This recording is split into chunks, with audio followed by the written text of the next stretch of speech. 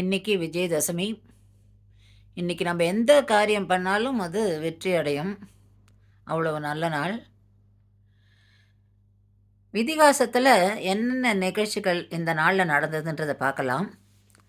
1 ஸ்ரீராமர் ராவணனை வதம் பண்ண நாள் இது.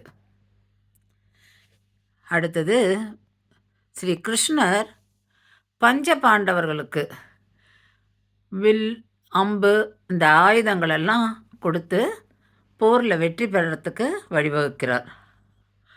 3வது அர்ஜுனன் பஞ்ச பாண்டவர்கள் 12 வருஷங்கள் வனவாசமும் இன்னும் ஒரு வருஷம் அஞ்ஞாதவாசமும் இருக்கா.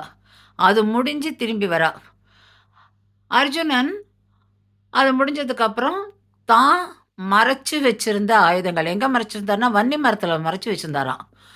அந்த மரத்துலேருந்து ஆயுதங்களை திருப்பியும் இந்த புரட்டாசி நவமி நாளில் மீட்டு வந்தாராம். அதனால் இந்த நாள் அசுரவதத்து நாளாகவும் இன்னொன்று அதர்மத்தை அழித்து தர்மத்தை வெல்ற நாளாகவும் கொண்டாடப்படுறது.